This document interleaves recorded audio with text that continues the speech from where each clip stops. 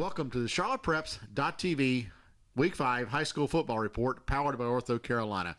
I'm Trip Oakes, and this is Tim Winters, and we're here to tell you about all the exciting action from the past weekend. Tim, tell us about that big matchup over at East Meck.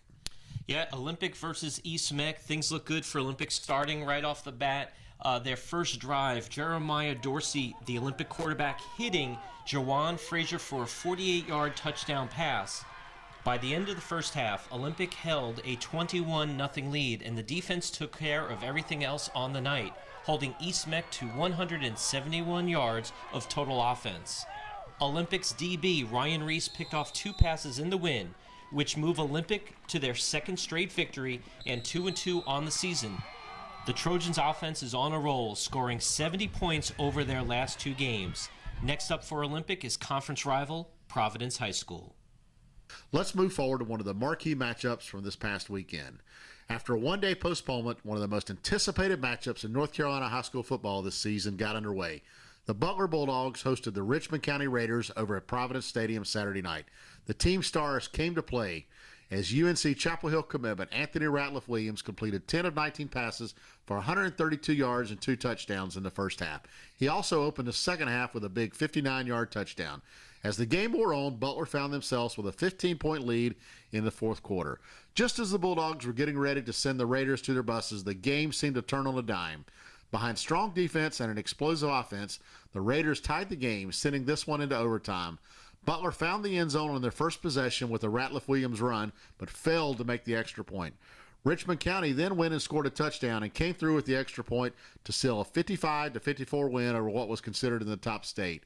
And the thing that I take away from this game, when you have a team as good as Butler or some of the other top teams in the area, you simply cannot make a mistake on special teams.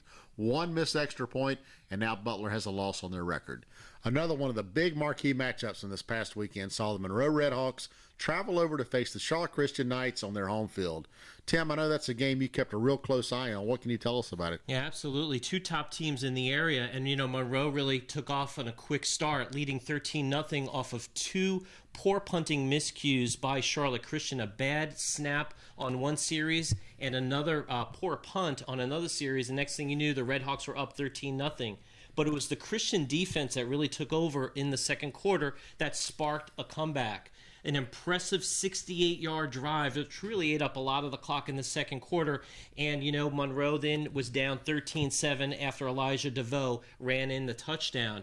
By halftime, Christian had taken the lead 14-13.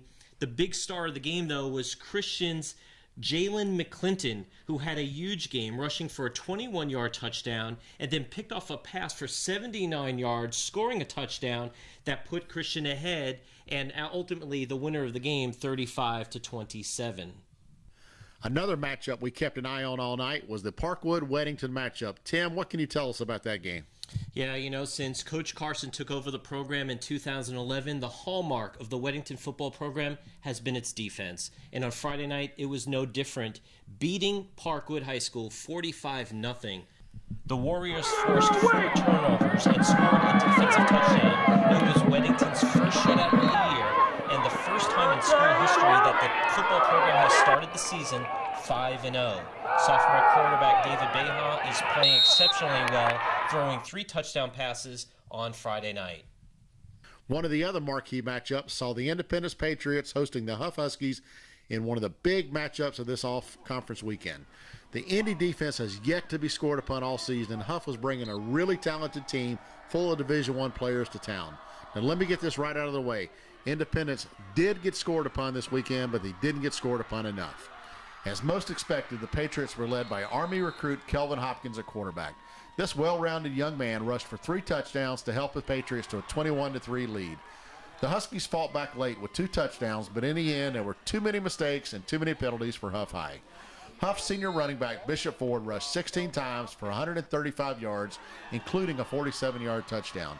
Bishop scored a touchdown with under 3 minutes to go, but the Huskies could not recover the onside kick, and Independence ran the clock out. Both teams will now move into conference play and keep their focus on top honors in their respective leagues.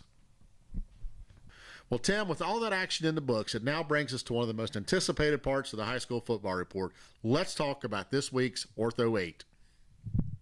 Yeah, and we see a new entry into the Ortho 8 this week. Vance High School coming in at number 8 with a 3-1 record. Charlotte Catholic Idol this past week at 3-1. They are number 7. Charlotte Christian with their big win over Monroe High School coming in at number 6. Coming in with 4 straight wins now, Charlotte Latin moving up to number 5 in the area. Mallard Creek Idol this week, number 4 at 3-1. Weddington High School, 5-0, first time in school history, coming in at number 3. Butler High School with that tough loss to Richmond over the weekend, coming in at 4-1 in the second spot. And number 1, Independence High School at 5-0. Well, with non-conference play beginning to wrap up, really we need to take a look and see who we think some of the top teams are going to be heading into conference play, beginning to prepare themselves for the state playoffs. Tim, you're kind of an expert on Union County football out there. Who are some of the top teams that you think are going to make it throughout the season into the playoffs? Yeah, I think it would be no surprise to hear that, obviously Weddington clicking on all cylinders right now at 5-0. They have the defense. They have a young quarterback who's gaining experience every week. The team looks good and they look very strong going into conference play. I think the same can be said for Monroe High School. Traditionally, this team dominates conference play over the last few years, and I'd expect nothing different from this team. I'd see them rolling through conference play and really moving into the playoff season in a comfortable position. And then I have 2 other teams at Parkwood High School who really set a mark last year, turned the program around. I think you have to look at them playing very well, being very competitive in conference play. A lot of teams forget they went into the playoff season last year under 500, didn't win many conference games. I think that will change this season. And then the one team that you saw, Cuthbertson High School. If they can set up their defense a little bit, this team can score offensively at the turn of a hat. So I think Cuthbertson High School, you have to give an eye and really keep an eye on that program heading through conference play and into the playoffs. Well, I think it's a strong overview of Union County. And when you move back over to Mecklenburg County and also include the private schools, I really think, Tim, we could look right now and fill out our playoff brackets and probably predict 90% of the teams that are going to take those playoff spots. I don't think we're going to see too many more surprises. Teams are what they are after 4 or 5 games.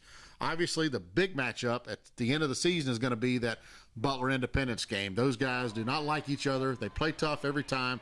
And now with Butler having that loss on their record and Independence not having a loss, going to be really exciting if both teams can carry through and play in that game. Obviously, up north, Mallard Creek seems to be cruising along. Don't think they'll have a lot of trouble in conference play. Down here in the southern part, I believe Charlotte Catholic probably has the best team in their league. Providence could step up and maybe surprise them. But again, we could probably pick the 4 to 5 teams that are going to make the playoffs there. Moving over into the private school ranks, I think Charlotte Christian will not lose any games in the conference. I believe they have a good enough team to move forward and win another state championship. So really nothing exciting, or well, I shouldn't say nothing exciting, nothing that's going to surprise us as the season goes along. We can probably pick that out. But looking ahead to week 6, I know we're going to have our CharlottePreps.tv cameras out. Where do we have them going this weekend? Yeah, this weekend we keep a lookout for the cameras at the North Mecklenburg High School, where they will be hosting A.L. Brown. And then Huff will be traveling over to Hopewell High School for another matchup at 7 o'clock on Friday night. Those will both be exciting. And as we close this out, let me just send out one word to every high school football coach. You've got to practice your special teams. They will cost you a game at some point during the season. Spend time, make special teams a big part of your game, and good luck out there this weekend. Thanks for tuning in to the CharlottePreps.tv High School Football Report, powered by Ortho Carolina.